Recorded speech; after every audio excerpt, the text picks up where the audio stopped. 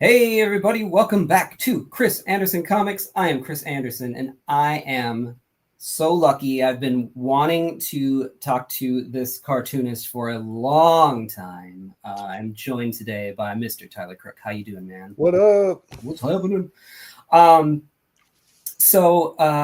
Let's see here. You did The Sixth Gun and Harrow County with Cullen Bunn, right? Mm-hmm. And a couple other projects.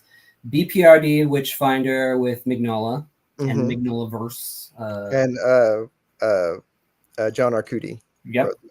Right. And then you did like Colonel Weird and the Unbelievable Unteens, right? With Lemire. Yep.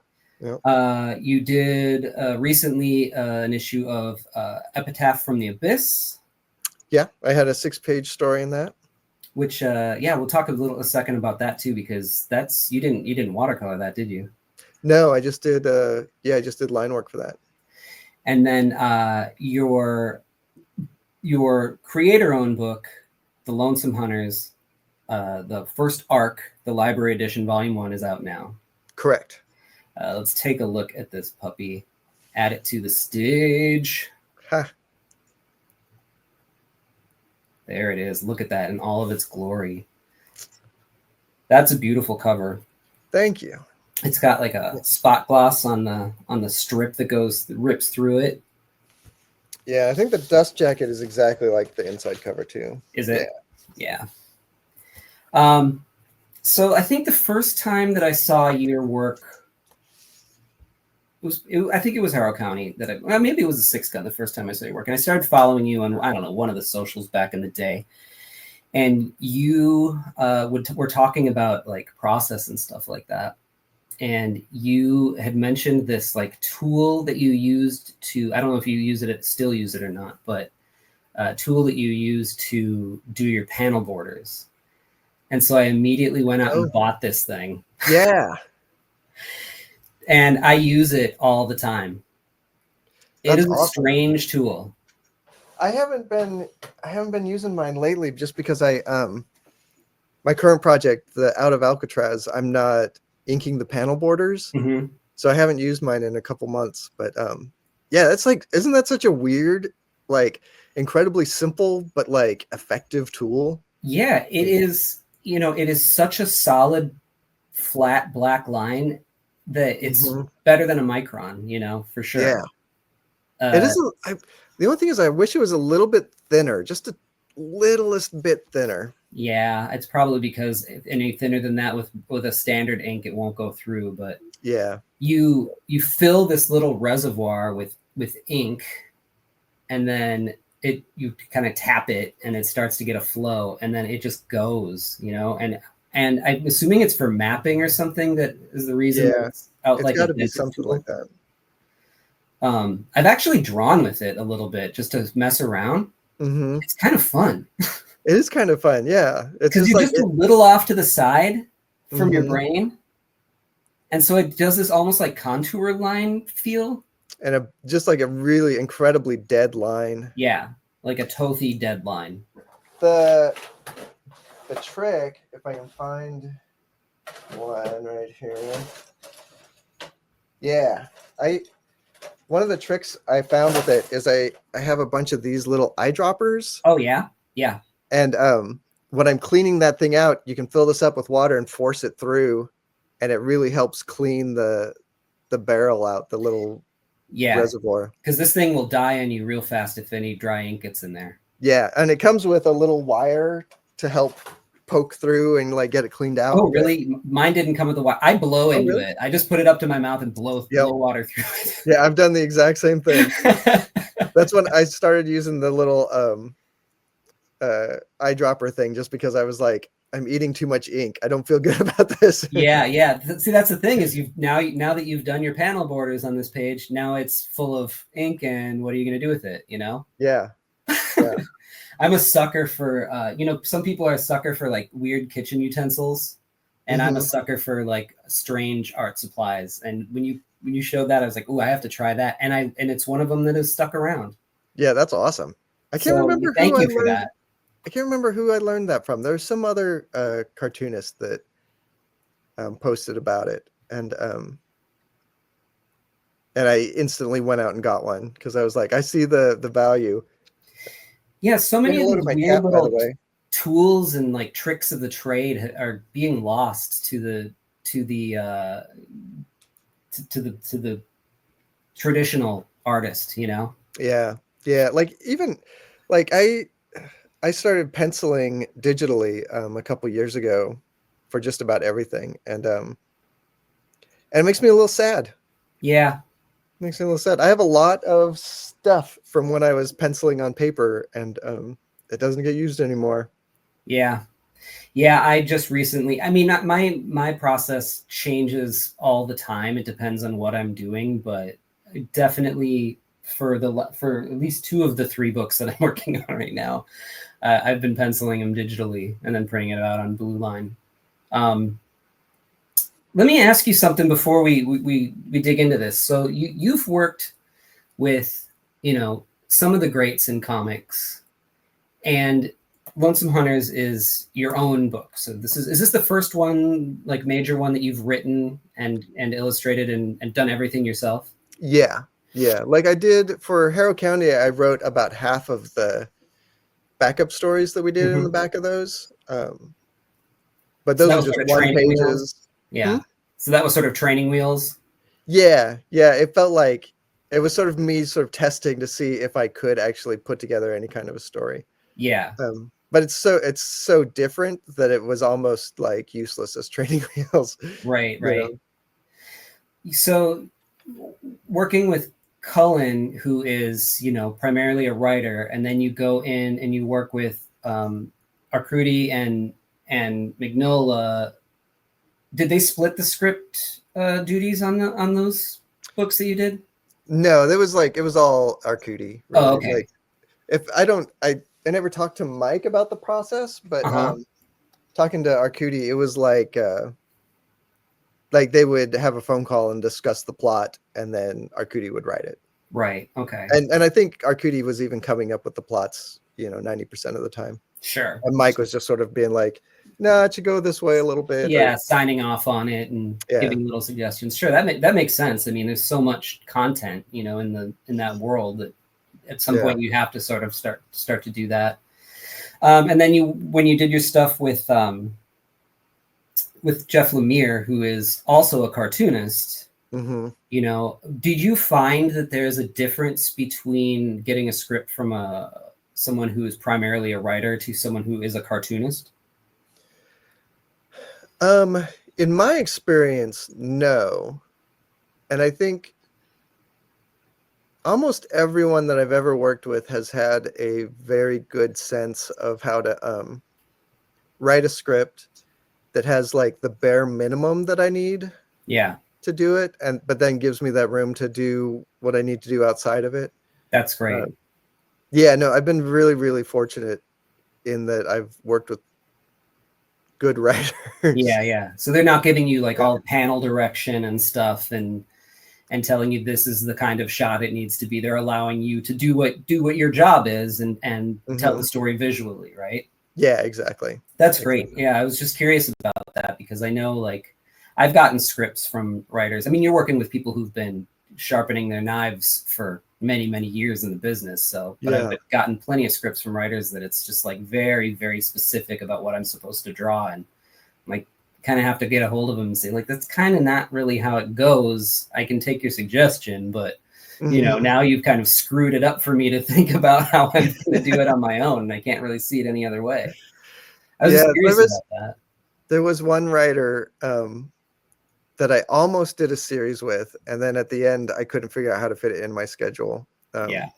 But he was like had mostly written novels and had written some screenplays, and his comic book scripts were so difficult um, because they were written like a screenplay, Yeah. and it didn't have the distinct moments, um, and it was basically like getting that script was me rewriting the script, Yeah. and Yeah. it was really tough. I've gotten Um, plenty of those. yeah. So but yeah, like I said, other than just a few experiences, most of the time I've had these really good writers who want me to do something, who want me to do my thing, you know? Yeah. Yeah. So when you made the leap to do your own writing and drawing, how did you handle that? Did you sit down and just type it out first? Did you do it while you're kind of thumbnailing ideas at the same time? My process for writing it's still sort of developing, I think, but it starts out with outlining, and I outline a lot. Like I do outline revisions over and Mm-hmm. over and over until I sort of have a picture in my head for how it's all going to fit together. Mm-hmm. And I'm not one of those writers. Like I listen to interviews with writers and they're like they'll be like, I don't know how it's going to end when I start, and I just have faith that it'll come together. And I am not one of those writers. Like I have to like know exactly what the end is going to be, and I have to build towards it and have everything worked out in my head. Like not in like minuscule detail, but I Right. have to have a really solid idea of like what the shape of the story is before I can start drawing it. And Yeah. then my writing process, where I'm writing the script is mostly just for the editors to do Mhm. copy editing for me. Yeah. So it doesn't have a ton of panel descriptions, but I'll actually sit with a piece of paper where I'm doing thumbnails, and then I'll have my computer, my laptop open on the side, doing like voice to text. Oh yeah.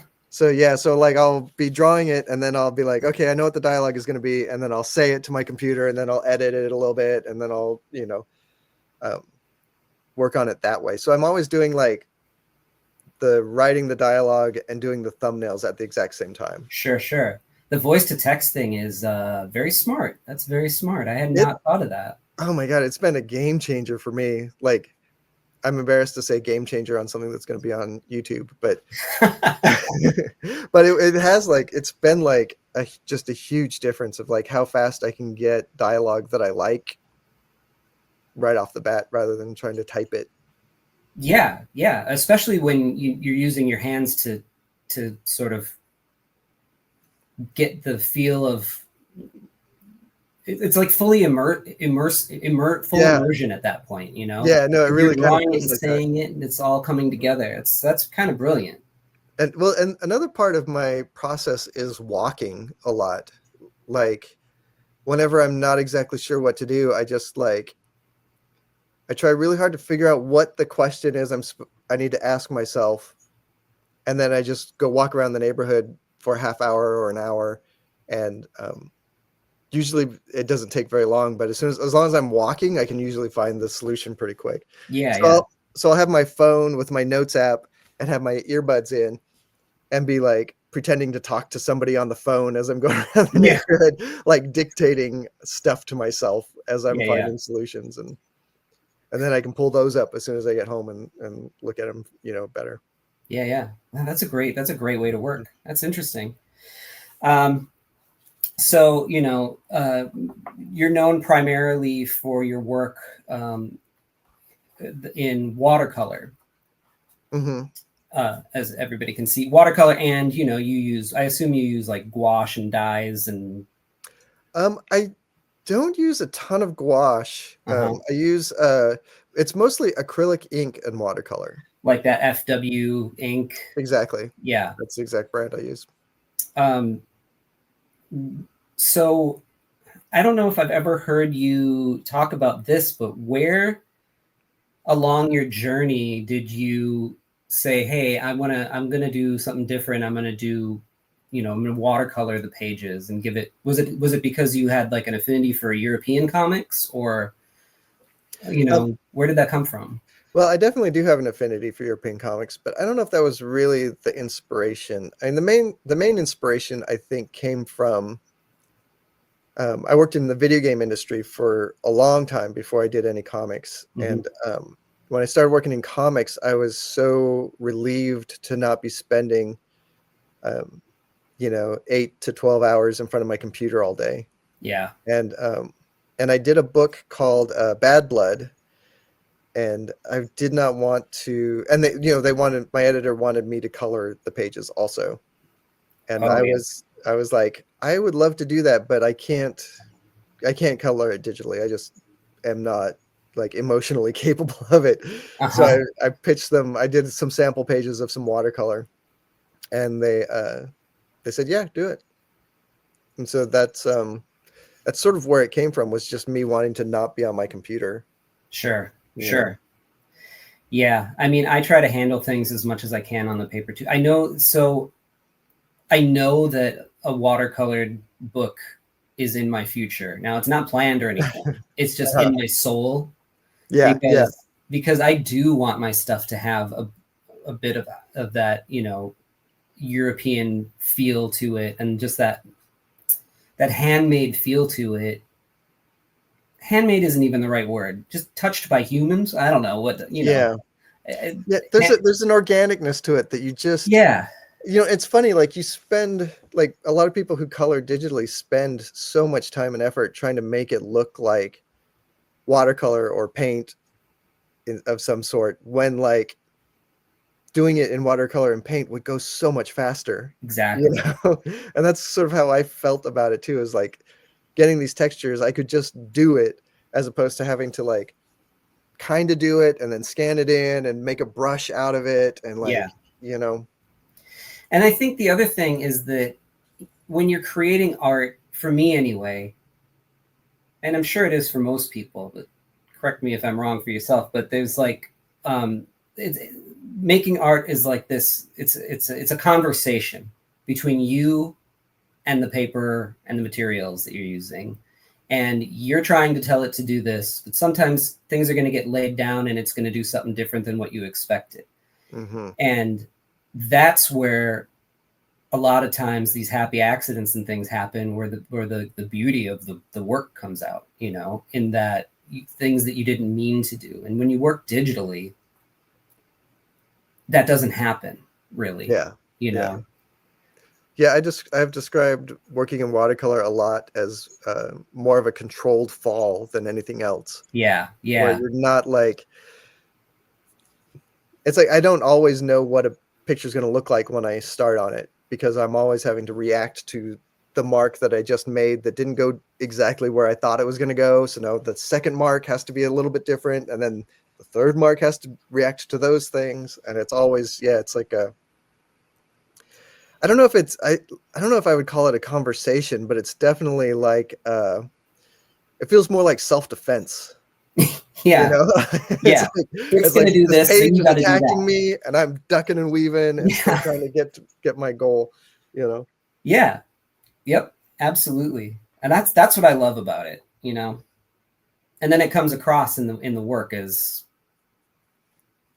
I don't know, just something more than you can ever do with kind of digital work. Do you mind if we go through the story just a little bit on this? Yeah, for sure.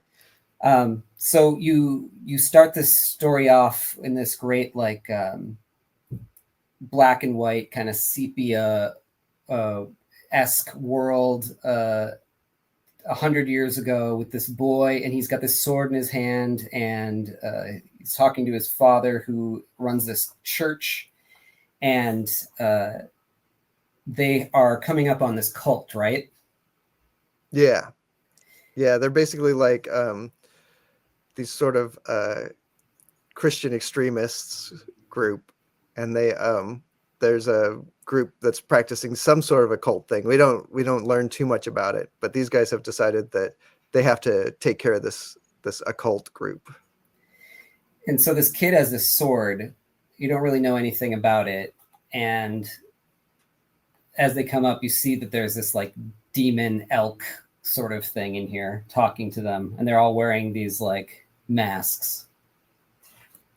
And they come in guns ablazing. The kid's got the sword, and he's like, you need to strike the beast. And the dads run through. His father's not a very nice guy to him, right? Correct. Yeah, and like, so the main character, Howard, this kid is he's sort of given this sword and expected to sort of man up and do something with it. But it's not a thing that Howard has ever been particularly interested in doing. So it's not something he's good at. Yeah, it's not in his character. Yeah, and he fails spectacularly on his first outing. You said that you earlier you said that you start inking in this sort of like brown with this like brownish ink, right? Mm-hmm. You use it and it shows here, but you do it for other pages too. Is that sort of because when you go in watercolor on the other pages, it doesn't show through as much and it gives you a guide, or? There's sort of two reasons for it. One is that I think it gives the inking a lot more, like I can give it a lot more depth when I'm inking. Like the brown pass is sort of like it's really not the prettiest inking pass, to be honest. But then when I go back in with the black later, it sort of brings a lot of like feelings of thick and thin to give things, form and shadow and stuff. But then the other thing is by doing the black last, the blacks are blacker because the watercolor, even though it's transparent, it isn't perfectly transparent. So like on Harrow County, I did black inking first for the whole page, and then I would color the whole thing. And I feel like as soon as I started doing this two passes with my inking, I feel like things started to have just much better lighting and shape and form on them. Yeah, it makes the blacks much richer when you're laying it on top. Yeah. Yeah. And this is sort of a variation of what I did with the Black Hammer stuff. Like Black Hammer, I was doing a 2-ink thing, but I wasn't doing a brown ink. I was doing just like a gray ink first. Oh, okay. Then painting and then doing black over the top. Okay. That makes sense. Yeah, the Black Hammer stuff, you had to balance some things because there were a lot of bright sequences in it too, which, you don't do a whole lot of like super bright pages. You do it in bright is in the sense of like warm colors, but this was like blue, yellow, red, primary bright colors. Yeah. Yeah, there's like the very opening scene in the Colonel Weird where it's like he's at a desert gas station. Yeah. And I was trying to get that to feel very sunny and bright. Yeah. That one was interesting. There's a scene in there, I think, where he like fights this eyeball creature and it's very like wet and juicy. I've never felt like a weird, wet, juicy looking page than that page is. That's awesome. Brilliant. You did such a great job on it. So the church where these cultists were blows up, from his, I assume was the demon doing it or was it the sword? It's the demon. Okay. So yeah, but he comes out and everybody else is dead, basically, right? Yeah. But because the sword's magic, it basically saves Howard. Saved him. Yeah. So here he is now in present time. You did a really great job of making the city feel sort of lived in and grimy and dirty. Man, Google Maps is like a lifesaver for this stuff because this is supposed to be like Queens. And so it's based off of like me driving around Queens using Google Maps until I found like a street corner where I'm like, okay, yeah, this is sort of what I was thinking. And then you just take a screenshot of it and then just. Yeah. And well, sometimes I'll just keep it up on my laptop while I'm drawing it so I can sort of like spin around and sort of see things. And yeah, it's a really great composition too, because you have this like the foreground stuff, everything sort of blocking it in. Thanks. Yeah, it's a really great spread. So you kind of learn that as we go, we kind of learn that he is he's an old man. At this point. He's older than he appears to be. Yep. Or he's younger than he should be. How about that's what I meant to say, right?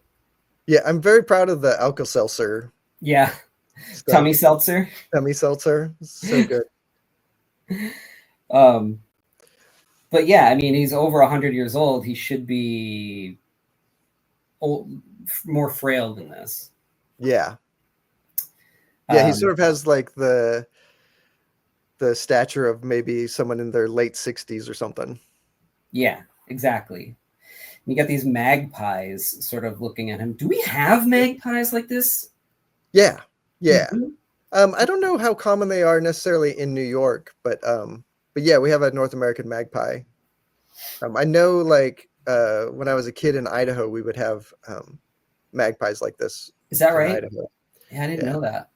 Because I know the crows in England, because I lived there for a while, are like white and black. Yeah, there's like gray and black ones too in England that are really pretty. Yeah. This shot here of the eyeball, you really captured something there. Oh, thank you. It really feels like we're looking at the reflection in the eye. That's awesome. That's one of those panels that you do and you're like, I don't know if anyone's going to be able to tell what this is a picture of. Yeah, no, it worked. Yeah, because it's so extremely close, right? Yeah. Were you using this on the board on the panels? Yeah, I did ink all my borders with that thing. Yeah, it's such a great. The trick. Another trick with that thing is that I would set up and ink the borders for like 5 or 6 pages at a time. Yeah. So that I only had to clean it out once. Yep.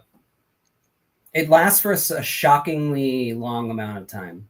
Actually. Yeah. I could usually do because it puts down such a thick bead of ink, like you have to let it dry before you can, so I would do like all the horizontal lines on a page. Yep. Well, I do like all the horizontal lines on like 6 pages. And then by the time I get to the 6th one, the first one is dry and I can start to do all the vertical lines. Yeah, exactly. Yeah, you start to learn these little tricks as the time goes along and you've smeared enough panel border. You get this great scene where the kids are sort of like making fun of him here. And he cusses him real good. Yeah. Flips him the bird. And then we're introduced to this Lupe. girl here. What's her name? Lupe, right, okay. So this great scene of her sitting in this park and she's got this, watch that she took from her dad, or is it her dad or uncle? It's her uncle. Her uncle. Yeah. Who stole it from somebody else, right? Yeah. And man, I've already forgotten like how clear I made it, but like the idea was that he's one of those dudes that will like rob homeless people. Yeah. And he robbed what he thought was a homeless person, but was really one of these magpie people. Right. And took their treasure. And they live in the same building, Howard and Lupe. Mm-hmm, mm-hmm. And her uncle, kind of busts her and says, you're messing with my shit. I love how you use the dot eyes too. Thank you. Yeah, I'm a pretty big fan of dot eyes. There's something that you can't, like, there's some expressions that if you try to render the eyes very realistically, like you'll never hit it. Exactly. So if you just do the dot, it sort of lets the reader put the eyes that need to be there. And you also convey it more in the body than the eye, Yeah. So yeah, he's like, you messing with my stuff. She gives the watch to Howard and they go up here and, he's just kind of freaking out at her. And all of a sudden there's a tapping at the window of this magpie. Well, I have that last panel where the magpie's peeking in the window. We have backyard chickens. Uh-huh. And there's like just this way that birds will look at you sometimes when they peek around the corner of a thing and look at you. And that's I feel like that magpie's got that expression pretty well. I think you got it. I think you nailed it. I know exactly what you're talking about. So we get to come back to this shot of Howard in his apartment, and he's got this, put the watch that she gave him down. He's got this box. What is he dropping in the box? Is it coins or? Yeah, that's just like the change from going shopping. Right. And then he makes his Alka-Seltzer and he sits down and he starts to go to sleep and thinks back to, here's where we connect it to, again, to Howard had this, trauma of that day. And she hears the bang, bang, bang again, and it's Lupe. And he's like, something's going on with my uncle. You need to come. And then you get this amazing shot of the magpie has sort of landed on his head and taken over his body. Yeah. So weird, man. I love it. I'm pretty proud of that. I feel like one of the weaknesses in my work sometimes is coming up, and every time I say this, people tell me it's not true, but like coming up with good monsters is really hard. And I feel like this one, like making a magpie feel scary, is like one of the highlights of my career. Yeah, I would say I'd be proud of that. You also you base a lot of the monsters and mythology in here. I feel like in Native American lore of the Pacific Northwest, right? I try to use it from a lot of different places, but it's all still just made up. Right. I'm not actually referencing any specific culture or anything. Sure. But I'm trying to find that vibe of there's something in just a lot of indigenous cultures where the animals of the region have a lot more agency in the world. And that's something I'm definitely trying to do in Lonesome Hunters. Yeah, I'm fascinated with that stuff. It almost becomes, if it's used a certain way, it can almost become like this folksy horror thing. And you kind of captured that. And he even sort of reminds me of like a totem or something here. It's like so great.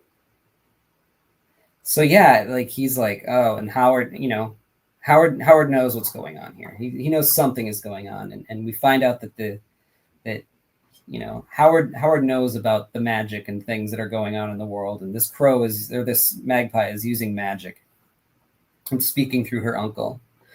So he's like, go to my place, get this box, bring it back to me, the box that he put the change in, right? Mm-hmm. So it's just like a regular box. Just like a cigar box. Yeah, it's just a cigar box. And, all of a sudden he pulls the sword out of the box. It's a magic box. What? It's a magic box. It's Felix's bag. It's Mary Poppins's bag. Mm-hmm. And the sword's awesome. I love it, how it's like paddle-like, the design of it. Thanks. Yeah, I have we'll learn more about the sword as the story continues, but the sword is basically as old as the earth. Right. And so I spent a lot of time just trying to figure out what would a sword look like if you've never seen a sword. Yeah, exactly. They haven't figured out how to that you can use it for stabbing yet. Yeah. This spread is just amazing. You got every technique going on here. These are the chapter breaks are the covers from the serialized issues, and so they were all wraparound covers, which was very fun. Are you using acrylic white here for the highlights? Yeah, I don't recall if it was using acrylic ink, or when I do use gouache, it's acrylic gouache. Yeah. So it's probably a little bit of white ink and white acrylic gouache. That's beautiful. Thanks. Yeah. I like that cover a lot. Yeah, and here we talk later in a later episode about foliage and how we both like to draw foliage and nature and things. There's just so many different textures and things to go. And yeah, this is a great example of it. You were pretty deliberate with it, and I like the use of sort of the negative space here too. Thanks. Yeah, these spreads always look just a little bit weird in the trade to me because they were meant to have the credits would be on this page also. So That like makes sense. on the left hand page, like there would be a bunch of text right there. Yeah, that's right. Yeah. It was funny actually when we first did it. I don't remember when we changed it, but like I think the very first issue, it was like writing Tyler Crook, art Tyler Crook, lettering Tyler Crook, and I was like, can you just say like by Tyler Crook? Like we don't have to break it out like that. Yeah. It just looks silly to have my name on the one page like 50 times. Yeah, you do that. I feel like that's something you could do if you're doing it in like tongue in cheek, you know? Yeah. But, Yeah. but if you're being serious about it, it's a little bit weird. And I think it was just that they have like Dark Horse has like systems in place to make sure everyone gets credit. So there's probably a form that they filled out Yeah, for who yeah, did yeah, everything, and then it just they transferred it over. Yeah. So this page, these 2 pages, we're getting introduced to this character. We don't know who this is, except for we find out that it's his sword, and he can feel it again. Yeah. And there's a delay on my main camera, but I'm enamored. Like this was one of those ideas that I just love so much. Like this guy who just was like gonna lay down out in the woods. Yeah. Like a Rumpelstiltskin kind of character, but on purpose. Like we don't know how long he's been laying there, but it's been long enough that like leaves and branches have fallen on him and haven't woken him up. Yeah. Yeah, that's great.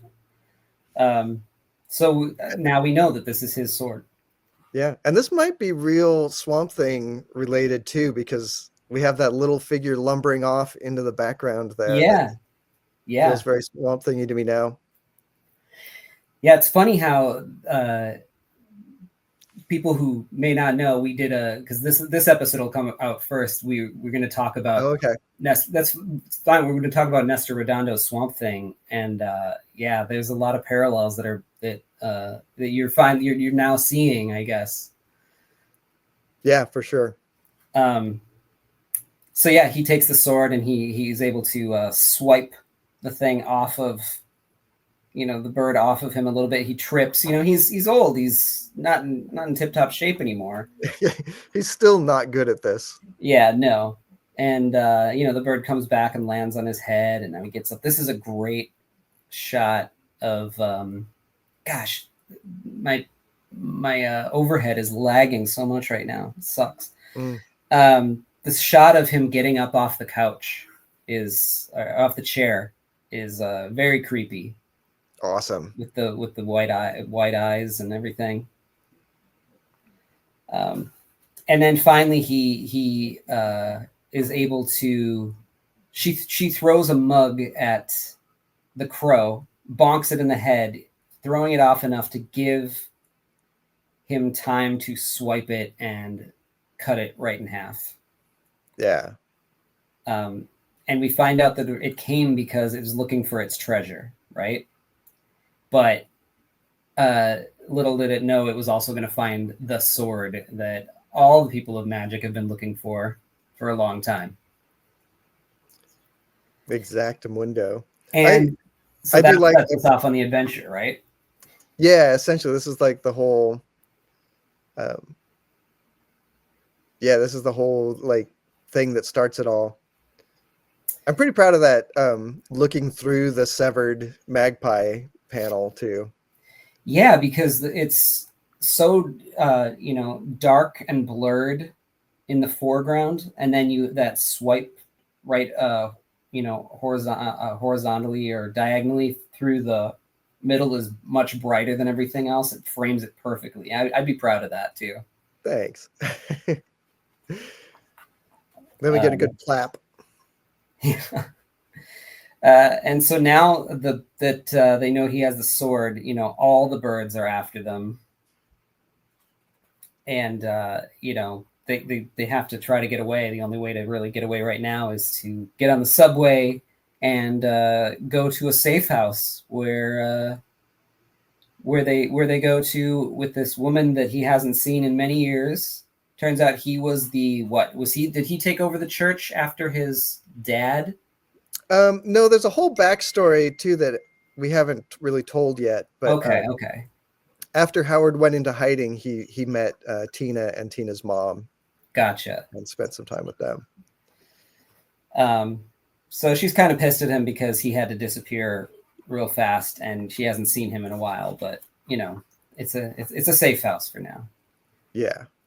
And then we go and we follow the magpies, and we go to meet this character once the video catches up, which is this really great, really creepy sort of, I don't know, like Pacific Northwest meets almost Aztec with the face inside of it. Yeah, that's like I guess this was really kind of inspired by Pacific Northwest masks. But yeah, the Magpie Queen has she has all this treasure. Yeah, she's got bracelets, but she's also got this like mask with a skull in the magpie's mouth, kind of. Yeah. And that was, man, this design took me so long. Like, well, I worked on this book for, I can't even remember. I think I did some of the initial sketches for it 10 years before this book came out. And the Magpie Queen went through a lot of iterations where she was much more human. And there was some where she was sort of like in this like bondage stuff, like almost like black leather outfit. And I think those are in the back, actually. Yeah, there's some great stuff in the back here. You can take a look at in a minute here. Oh yeah, and I had like a little multi-legged critter that was going to be her friend at one point. So that basically kicks the story off. Now, like, we could sit and go through this entire thing, but it would take us a long time. And I know you need to get back to what you're doing and stuff. Yeah, people need to buy the book to find out what happens. Exactly. But it kind of does go into, I'll flip through it a little bit. You get into this like kind of almost second arc kind of thing where you meet this other character, this wolf kind of character. Again, like, wow, really lagging. On my table is a picture of the wolf. We'll get there. But yeah, again, like this kind of Pacific Northwest wolf looking child and this giant wolf character. And again, like just such great designs with them. I see it was 2022 when you did this particular painting right here. Yeah. So yeah, you've been working. You said like 10 years ago you started working on designs? Yeah. Yeah. And well, and in the back of the trade, there's a couple pages that I did in that I think I did just before I did Witchfinder. Oh, okay. And it was like right when we had moved to Oregon, and I had a couple weeks downtime before I started on Witchfinder. And I see. So I started working on this, and it changed a lot after that. But yeah, that's where it started a long time ago. Let's see. Let's let the video catch up, because eventually I'm going to turn the page here. Did it freeze? Oh, no, maybe not. I think I'm just talking. We got some wiggles. This has never happened before. Maybe it's because I'm actually hooked up to Wi-Fi and not plugged straight in. Oh. Let's see. There we go. Okay, now I'm on the page. Yeah, where you show kind of the early sketches of what the Magpie Queen is going to look like here, right? Yeah. Yeah, and that like lower right-hand side, you can see she's a straight up human. Yeah. That's a great drawing. The one on the very bottom right, it feels like Egon Schiele or something. Well, like the shirt I'm wearing. Yeah. Yeah, she might have been inspired by some Schiele stuff. Yeah. I can feel it. That's just such a great drawing. Thanks. And then I like the one where it's sort of like she just has a human body. It's in the pencils there with just kind of the mask on. Yeah. And then she's got more of a leathery thing going on. Yeah, and then you took it deeper into the inks. And I think what I just decided was that I think at that point I wasn't sure if the Magpie Queen was going to be a human that was controlling the magpies. And like I eventually landed on like, no, the magpie queen is like, when a magpie collects enough treasure, they get like enough magical powers to change their form like this. Yeah, they can become like the queen if they're the one who's collected the most, right? It's like a hierarchy or like a competition almost. Really cool to see like the early versions of what he's going to look like too, and the sword. Yeah. The sword was like I guess there's some good examples there of like what like I was trying to figure out what it would look like before. I knew I wanted it to be like that cricket bat shape, but like was it going to be more like made out of bones or what? And really for the story it made more sense for it to be made out of like I'm spacing on what the name of that rock is, like that volcanic glass. Oh yeah, shit. Now that whenever I'm on the spot, I can't think of it either. Yeah, it's not onyx, right? Onyx is like it's not onyx. It's obsidian. Obsidian, yes. Yeah. Cool to see the early pages and like the wolf sketches here. Yeah, those pages up there in the upper left are the ones I did very early on. And there's some stuff about that I was sorry to see kind of go, but I think in the service of the story, I had to change some stuff. Like this is more like set in Will Eisner's New York. Yeah. I can see that. Yeah. Which there's nothing wrong with. I would love to see that too. But yeah. But I wanted to like, with the contrast between the magic and stuff, I wanted it to feel a little bit more rooted in, in our reality. Yeah, that makes a lot of sense. So I wanted to design things to be incredibly mundane. Like the street they live on, the place he goes shopping are like just really mundane places. Sure. And then you have this sort of backup story in here too that eventually I flipped to like 5 minutes ago, and eventually there we go. We're flipping now. You're watching the recent past, where we get to see just some of your black and white ink work, which is a treat because I think that the watercolor stands out so uniquely that it's the ink doesn't get lost in it, but it's hard to think about just your ink sometimes, Yeah, no, I feel like my inking does when I talk about it, I always talk about it being obliterated by the watercolor. It does feel like the watercolor has just so much rich texture to it that like a lot of my ink lines just sort of feel like they sort of only exist to support the watercolor, which is true. But at the same time, I feel like my inking has gotten so much better in recent years. And yeah, like part of why I did this story was, one, I really wanted to do this little tiny story about how the wolf child met their wolf mother or whatever. But I also wanted a chance to do some black and white work, which is something at this point, I was really, really jonesing to do some black and white stuff.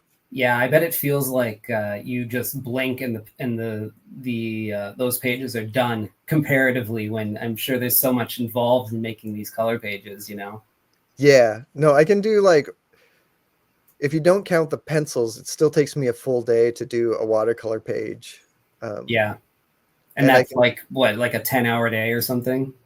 Yeah, well, it depends. Like sometimes it'll be anywhere between 6 and 12 hours, Yeah. It can really, really vary. Yeah. Well, it depends on just what kind of day you're having too, I know. Yeah. No, there's days when like, it's emails until like 2 p.m, and then I can finally start drawing. Right. Oh, something just happened and I feel like all of a sudden it's caught up or something. Did it catch up? No, maybe not. It was just so lagged. No, that happened a moment ago. Oh, well. Yeah, it's fun. It's like doing a little like video reaction. Yeah, exactly.